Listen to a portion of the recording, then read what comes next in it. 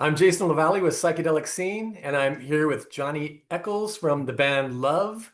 Johnny, thanks for being here. That's my pleasure. Thanks for having me.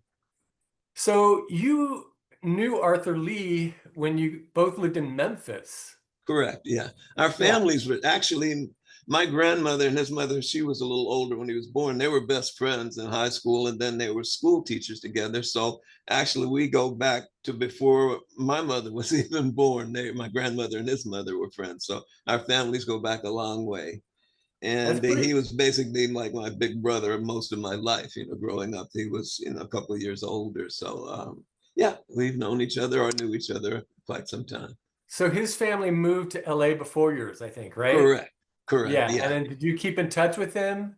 Uh, No, at that point, I was still a little kid. So we just happenstance or serendipity, we wound up moving to the street to Los Angeles and winding up a couple of doors down from them. It was just totally by chance that we ended up in the same neighborhood, just a couple of doors from each other. wow, it's fate. Yeah. Yeah, it was fated. Yeah. So we continued our friendship, which remained until he passed. And we're still friends, even though it's on a different plane. So. Yeah. So how old were you when you joined his band, which I think was called the Grassroots? Well, actually, no, we started, I'll have to go back a little further. Billy Preston and I were good friends. We went to high school together. And we started the first group. It was called Billy Preston and the Soul Brothers. And then it was just called the Soul Brothers. And let's see, we had the House Rockers also. And Arthur came to one of the high school assemblies, the little talent shows and things, and he saw Billy and I playing and all of the attention we were receiving from the young ladies in the audience. And so that got him interested in joining the group. Now, he had taken accordion lessons. These guys that go door to door teaching lessons, and you're buying the instruments. Basically, they're selling the instruments and the lessons go with it. And so he took accordion lessons, but at that point he was not really that good because he really didn't practice that much. But he could play a little bit on the conga drums and bongos. So he just joined our group basically as a kind of semi-percussionist, so to speak. Are you talking about Billy Preston? Yes, Billy Preston, but the Wow, Billy that's Preston, yes. that's Yes. amazing. I didn't know he factored into your story at all. Oh yeah, yeah. He's big time in our story because we started together and I played with Little Richard when I was a kid. We both did. And Okay. as I said, when Arthur heard that, he wanted to join. So he joined our group and we played and did fraternity parties and up and down the West Coast. And then at some point, Billy's gospel career was taking off and he was selling a lot of gospel records. So Arthur kind of took his place, even though Arthur was not nowhere near the organist or keyboardist that Billy was. Billy's he is a real genius. I mean, it's not a bullshit genius. He is a really perfect pitch genius. He could hear something one time and write every single note down with the accents and everything perfectly and then play it. That's how good he Now, was. is he somebody that you've kept in touch with? I did, and well, of course, Billy passed away, but yeah, we kept in touch for years and years, yeah, and played from time to time. And we met the Beatles together, and when I was in high school, we did a tour of England with Little Richard, and met the Beatles, and they were kind of like little schoolboys running around chasing Richard. I mean, they were just infatuated with him, and they just loved him so much. And so, So when what we year get would that have been? this have been 1963, I believe. Wow. Okay. And I was still in high school then.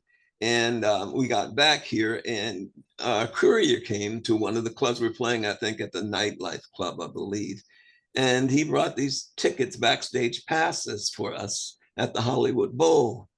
Now, at that point, I didn't realize, and neither did Billy, or at least he didn't let that on to me, that he knew who these guys were, who the Beatles were. We didn't realize these were the same guys, the Quarrymen or whoever that used to follow Richard around. It took us a while to finally realize that they were this group everybody was hearing about. So we go to the Hollywood Bowl and we're backstage and we see them again, of course, and we realize they're the same guys. And it was just that at that point, everyone knew exactly what they wanted to do, and that was to play music because here these guys are up on stage and there's a whole probably 10,000 screaming women and girls, and it was just mind blowing. So yeah, it was really, really fascinating. Yeah, wow, okay. Well, what was it like working with Arthur and just being in the band Love? Well, so we had many different groups. We had before that, the Grassroots was my group actually, and Arthur played with Noonie Rickett at the time. And we were playing at a place called the Brave New World in Hollywood. And Arthur was on break with Noonie's group. They were playing up in Reno. And he came down and saw us and said, "Wow, man, I really dig what you guys are playing. So I'd like to join your group." So he left Noonie Rickett and came with us. And so we started playing at this place, the Brave New World, and we played there a few months and picked up a pretty good following. And then we moved over to Beatles. And Lou Adler, producer Lou Adler, came down one time to see Brian and I on break. We were on break, and um, he was telling us how great we were and how we were going to be the next Beatles and how much he could. Now, we didn't know who the hell he was, but there's this drunk guy with a chick, and I think he's trying to impress her more than he was trying to sign us. So anyway, he talks to us a while, and then we realized, our break is over. We need to go back and play. So we didn't do it diplomatically or whatever. We said something to him like, "You need to speak to our management." And for some reason, he took that the wrong way. And the next thing out of his mouth is, "You'll never work in this town again. Do you know who I am?" And we didn't know who he was. So we just thought there's this drunken fool. Anyway, a couple of months later, one of the people that came into the Brave New World said, "We heard your record on the radios. We don't have a record." And they said, "Yeah, Mr. Jones," that's what they called it. "Mr. Jones, it's a Bob Dylan song and it's done by the Grassroots." And sure enough, we go to Music City, and there's a single released by the Grassroots now with Lou Adler as the producer on Lou's label. So Lou had method to the madness. It wasn't just to diss us and get back at us for dissing him. He knew that because we were drawing huge crowds, and if they thought that was our records, the kids would run down and buy it, which they did. And Wallach's Music City was one of they didn't have computers back then. So it was one of the places that if you were selling well there, that would go, toward which record is doing well, the Hot 100, and the charts were compiled from the sales at places like Wallach's Music City. So yeah, their song, the Grassroots song, I think is it Positively 4th Street? Is that the one that's Mr. Jones? Know something's happening, and I think that's what it is. But anyway, it went up to probably number 2 or 3 in the Los Angeles area. It did a And Dylan cover? yeah, the Dylan cover. Okay. And so, yeah, they had as I said, it would be presumptuous of us to think that that was the only reason that he did that. But, he did choose to steal our name because he knew our name was the Grassroots. It was right outside the building that he came. And he had come by there from what he said a few times and heard us play. So he knew the name Grassroots was already taken. And we had what was called a poor man's copyright. And that's, you send a registered letter to yourself with the name and all of that. And if you don't open it, the judge in the court opens it and see who has first claim to the name. And we had spoken to attorneys about it, and they said, "You'd probably win, but this guy is such a big shot in the record industry that you would be destroying any chance you would have of ever signing with a big label." So we ended up deciding to change our name. So that's how we became Love. Okay. And so the first Love album came out when, in 1966? 66, yeah. We recorded in 65, late 65, and it came out in 66. Okay. And there was a hit on that first record, Seven and Seven Is. That was on the second one. Well, that was on the second one. Yeah, the Okay. first one had My Little Red Book was the radio. It received quite a bit of airplay, and I think it went up to number 20 or something. Oh, But okay. yeah, so it did chart pretty decently. Yeah, And then the next album, which was called Da Capo, and that had Seven and Seven Is on it. I see. Okay. And so I didn't realize you had a hit for Seven and Seven Is. Mm-hmm. Um, but well, what was it like hearing your band on the radio?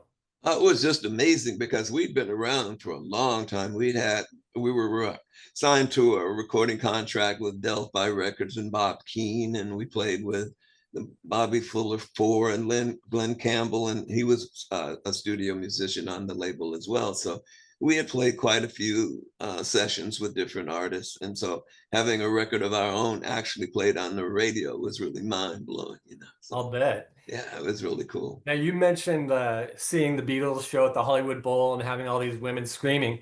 Did you guys have groupies, or was that even a thing yet? After we started, we became Love, and we had a charted record. So yeah, we had groupies, and we lived in a castle, and we lived kind of a fairy tale life. Yeah, it was in Yeah. the Los Feliz area, so everybody at that time who was anybody, that Jefferson Airplane, Bob Dylan, the Doors, all of them would come and stay there and hang with us, and so it was cool. Okay. Wow. Yeah, we had a Who, good who did time. you say would hang with you? Um, let's see, Jimi Hendrix quite a bit because we knew Jimmy. We Yeah. recorded with Jimmy first. The Doors, because we got the Doors their contract with Elektra, and Janis Joplin and Grace Slick from the Jefferson Airplane. So we had quite a menagerie of different groups coming there to see us and hang with Uh, us, you know. like hang out with you at the castle? Yeah, and stay there because it had, I think, like 60, 70 rooms. It was a huge place. So Oh my God. they would just come there and hang out and party with us whenever they were in town. Amazing. Yeah, so we were living the rock star's life before, you know, we were kind of the beginning of that scene, you know. Right. Yeah, so. Well, Forever Changes didn't sell well when it came out, but of course it's since been hailed as a psychedelic masterpiece. Did you and the band indulge in psychedelic substances around that time? Oh, absolutely. Yeah, we took acid. We probably by that time took taken at least a couple hundred doses of LSD. So that Uh, was a routine for us. But and so smoking weed was routine. That was everybody did then. And we expected the album to do a lot better than it did. It didn't receive quite as much promotion as it should have, and there was a lot of kind of problems going, you know, as far as recording Forever Changes. But you know, later on, of course, it became kind of an iconic album, and now it's, you know, yeah. considered one of the top records ever recorded. So, and actually, Yeah. the people in Great Britain and London, the House of Parliament, gave us a proclamation that Love Forever Changes was the best rock and roll record in history. So we still have that proclamation over the Beatles and the Stones and Queen and Led Zeppelin. Love is sitting on top, which is amazing. Yeah. It seems to make just about every critic's best of list. Mhm. I first heard it as a sophomore in college. My sophomore roommate played it for me, and it immediately grabbed my attention. Like, wow, that's pretty unusual, you know. Uh, yeah, I had never heard of it before or heard of the band at the Mhm. time, but it made an immediate impact on me.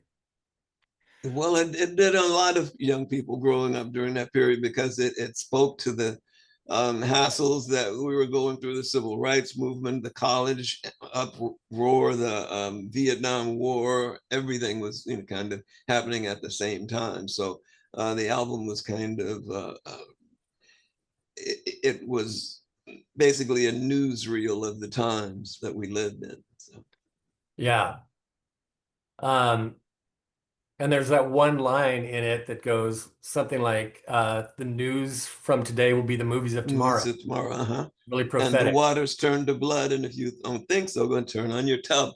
That was a gentleman from that was AWOL from the Vietnam War, and we were playing with Janis Joplin in a place called the Warehouse in San Francisco, and our dressing room was right near the stage, and Janis was really, really loud. So we went around where the bar was. Now, back then, the young people under 18 could be in the same place where alcohol was served as long as they were in a partitioned area. So we went to the area because we were at that time, I think I was 17 or something. And so we were sitting there, and guy comes and plops a big gun. I don't know what the hell it was, but I know it's a huge gun on the table. And so I want you guys to listen to me.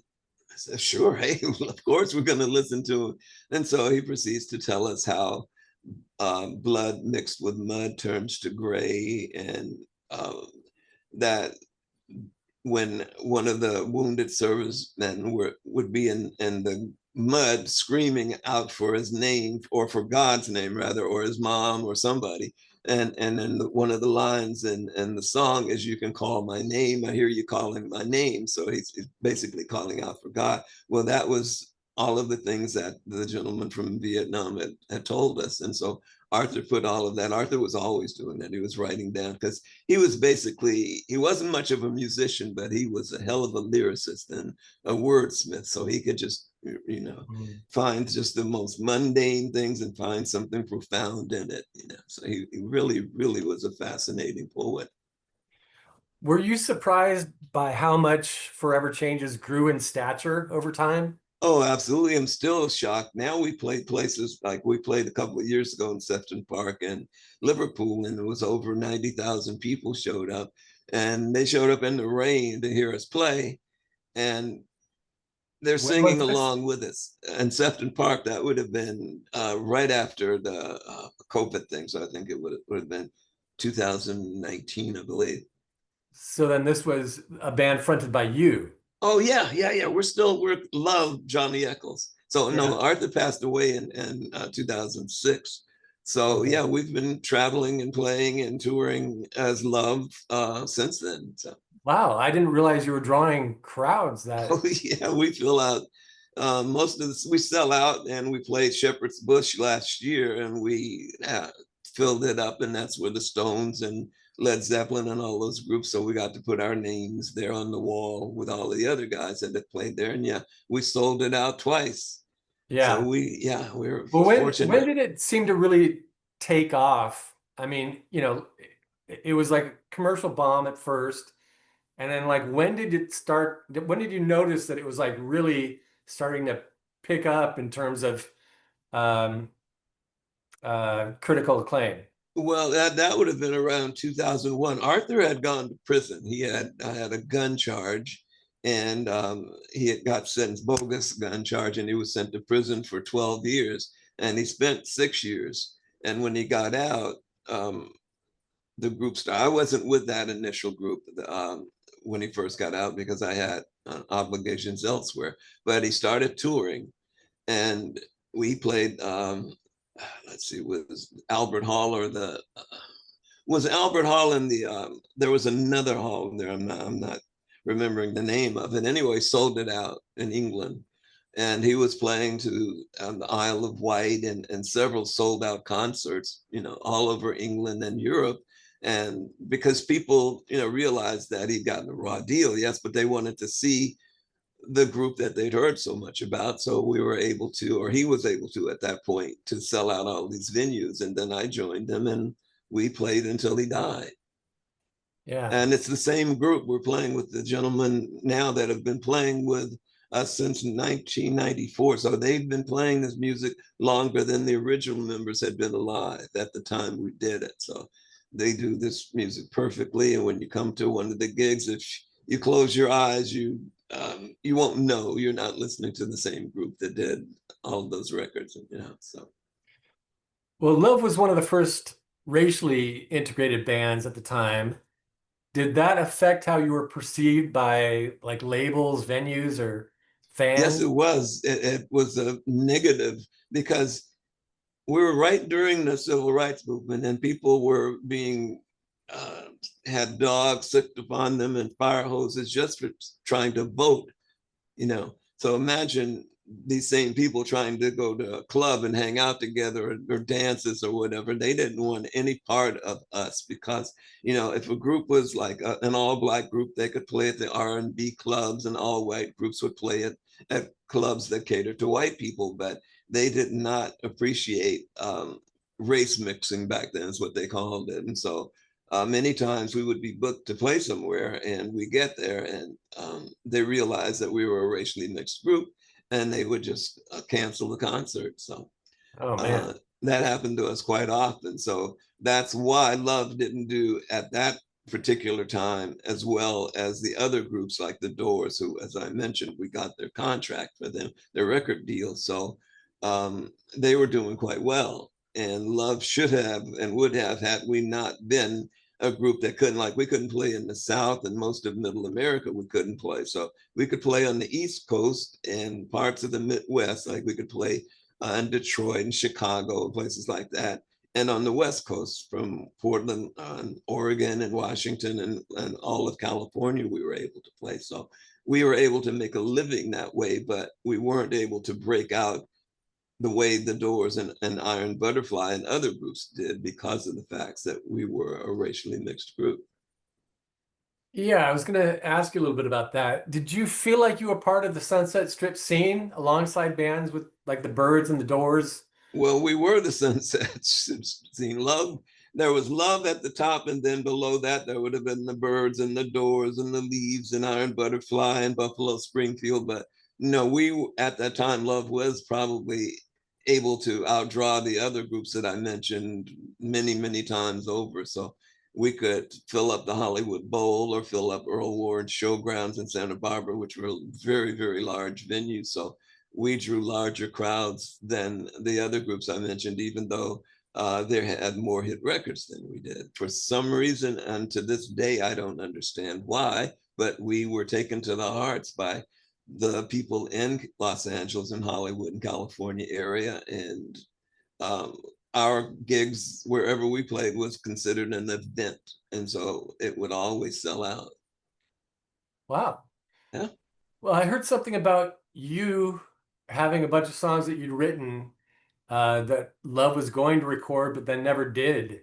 Can you Correct. When we were expand doing on that? Forever Changes, it was meant to be a double album. So Brian had worked on one side of an album, and I had worked on one, and Arthur would get the two sides, which became Forever Changes. But when we get to the studio, the record company kind of reneged on the agreements that we had to do a double album, and said we do the first album and then we do another one soon after this one, because doing a double album is way more expensive, than doing a single album. Even two single albums are less expensive than one double album, because the packaging and all of that, it causes it to be quite a bit more expensive. So anyway, they didn't, and there was a lot of turmoil happening around the fact that we felt basically betrayed by our record company. So it took a lot to record Forever Changes. There was a lot of false starts and ups and downs with it, because of the fact that our hearts just weren't in it, until we had a meeting and decided that we probably weren't going to play together anymore. So if we're going to go out, we should go out with a bang. And so we did the very best we could on the Forever Changes, the record that was actually released. And lately, some of the songs that didn't make it were also re-released on when they do box sets and things. Like, they're doing another one right now where they're going to release Forever Changes again in a box set, but all four of the first Love albums, the Love album, Da Capo, Forever Changes, and For Sale, they're also going to re-release. Okay. I read that you and bassist Ken Forsey, who was your roommate, developed an addiction to heroin. Mm-hmm. Yes, we And were. But the donut stuff is some total bullshit. No, we were stopped. We're waiting for our connections, the drug man, to show up, and we were in front of a diner or something like that, and we've been sitting there for hours, because when you're addicted to drugs, when the guy tells you to wait, you wait. There were no cell phones or answering machines or anything. So if he says, I'll meet you on this corner at this particular time, you'll wait. He has all the power. And so the two of us were on this waiting for in a very expensive sports car. Kenny had a Jaguar XKE at the time. And the two of us, too interracial again, because even in California, race mixing sometimes was frowned on. If they saw a black guy and a white guy together, they felt that we were up to no good. And during that particular instance, we were up to no good. We were waiting to connect. And so the gentleman that owned the diner came out and asked us if he could help us, and said, no, we don't need your help. And he said, why are you sitting in front of my place? And I said, we didn't even realize your place was here. We're just waiting to meet someone. And so we stayed there probably another hour, and the police come and they, have us get out of the car, and they chat with us for a while, and they realize that, we haven't done anything wrong. So they leave.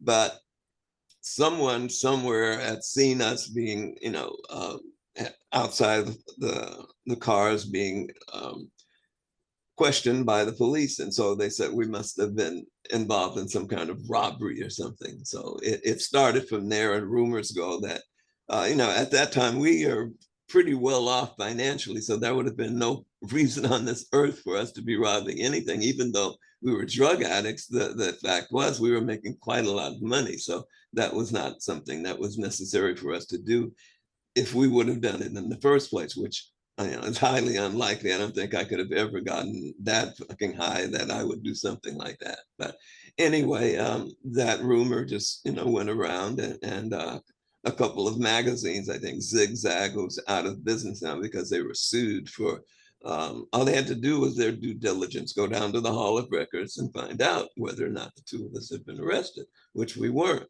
And so anyway, yeah, that's just another one. And then there were other ones that we were communists, and we were part of the CIA because of My Little Red Book, that we were part of Chairman Mao, and the stuff. So yeah, That wasn't even written by you guys. yeah, no, that was written by Burt Bacharach, but because the title of the song was My Little Red Book, then we, of course, were communists. And so anyway, that's just part of music. If we didn't give that many interviews, and when you don't talk to people and give interviews, they kind of make up their own stories, and that's what they did.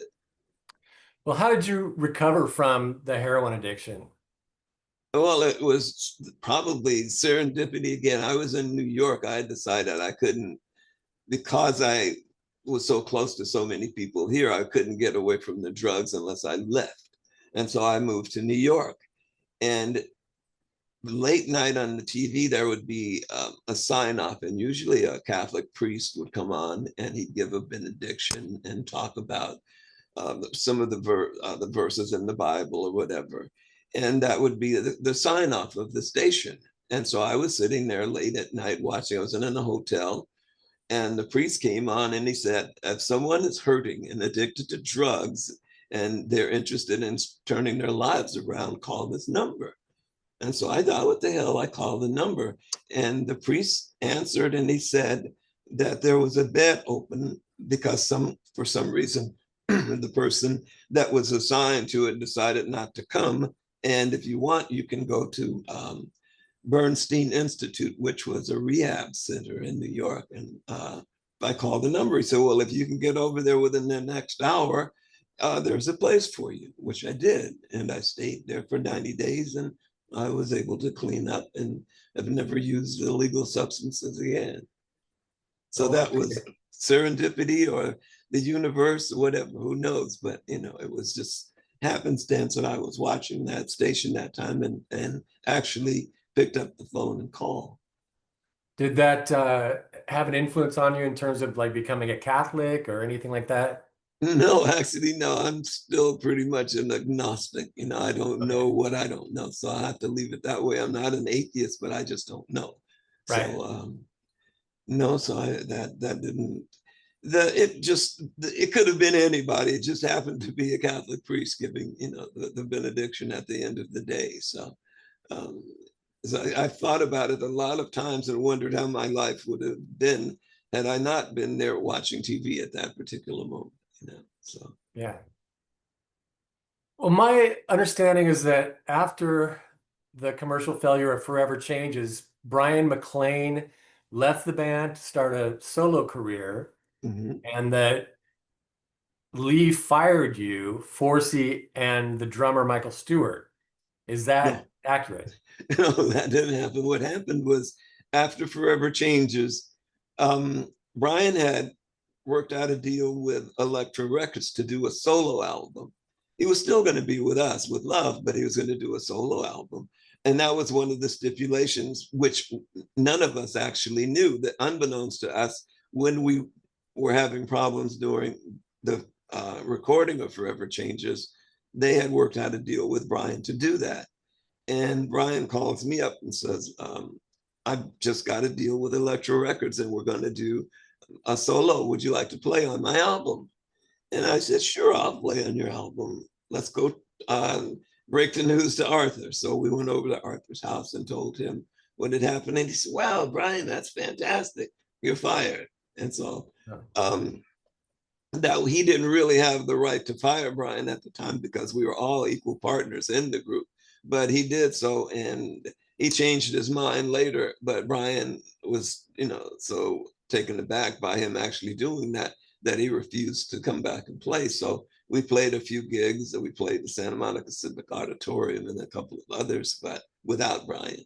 And it just wasn't the same. It didn't sound the same. The feeling on stage wasn't the same. So we decided to go our own ways. And so that's what we did. Arthur didn't have the power to fire anybody. As I said, we were all signed to Elektra and we all had equal shares in the name Love. So, unless we wanted to go, there's no way he could fire anyone. Did it bother you that he continued to use the moniker Love with other musicians? At first it bothered us, but then it was helping to sell records. And so the royalties were getting, because Arthur's out there playing all the time, he's, doing things were changing. Jimi Hendrix kind of helped bring in the things so that the psychedelic music that Black people were playing. And so we were able to play clubs that normally would have been R&B clubs, but because of Jimi Hendrix, some of the Black clubs were now playing that type of music, psychedelic music. So there was quite a lot more work, and so Arthur's playing these clubs and the records are selling. And so he tries so many times to get us back together, but it just wasn't meant to be. And as I mentioned, he ended up going to prison. Well, right before that, they released a box set, Rhino Records did, and we were going to go on tour, and they'd offered us really a huge sum of money to go on a world tour. So we were back in SRI doing rehearsals and getting ready to do it. And then Arthur gets arrested for brandishing a firearm, and he gets 12 years, as I said. And so we played a few, Brian and me and Kenny and Michael played a few times together, and it definitely wasn't the same again. And so we all went our separate ways and played together once in a while, but Love never, all of us never got on stage and played together again. Well, you did reunite with Arthur Lee in the early 2000s for some well-received shows. Yes. Yeah. Well, what was that like? Well, we toured England and Europe.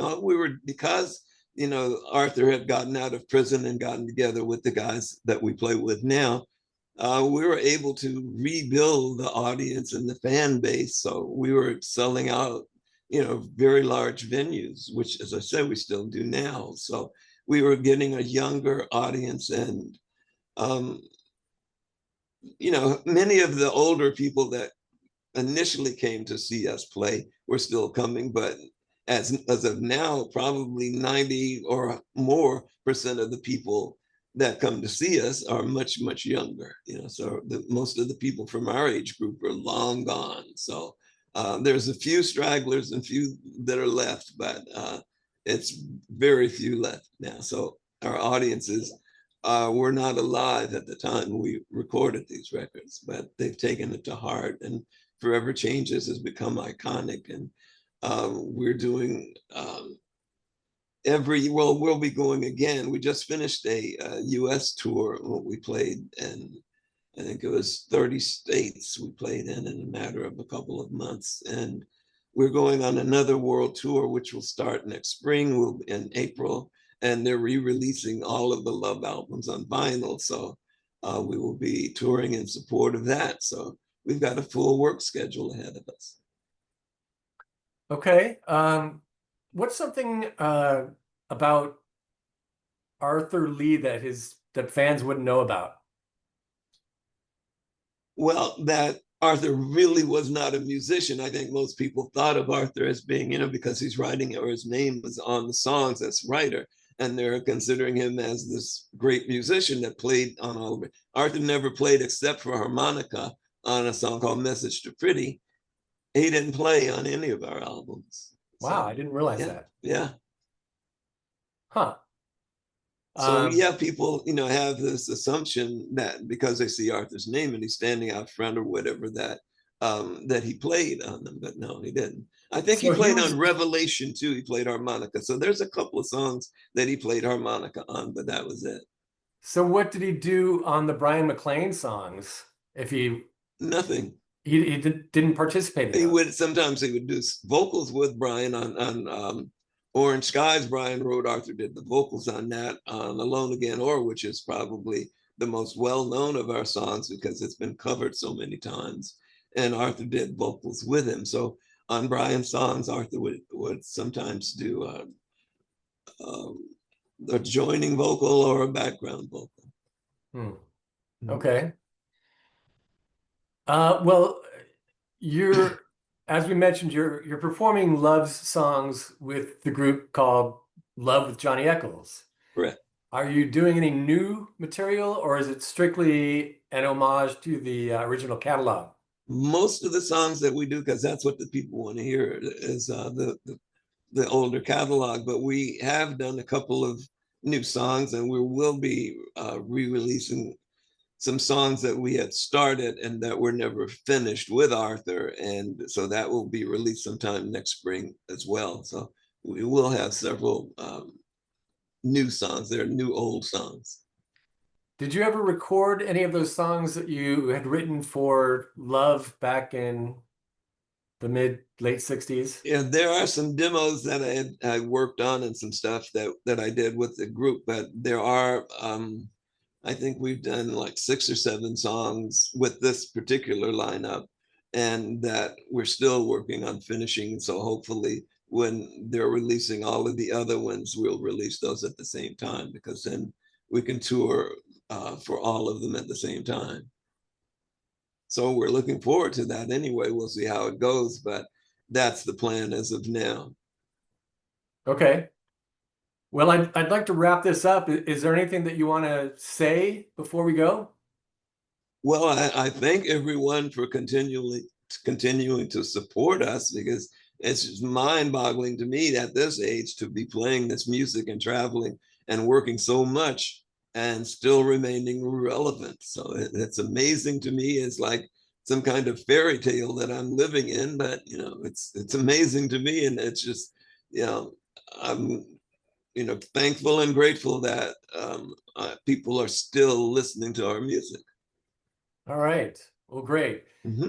Johnny, thank you so much for taking the time to speak with me today. Mm-hmm. It's been my I also want pleasure. to thank Pamela DeBar, who helped facilitate this meeting. Yeah, I love Pamela. She's a sweetheart.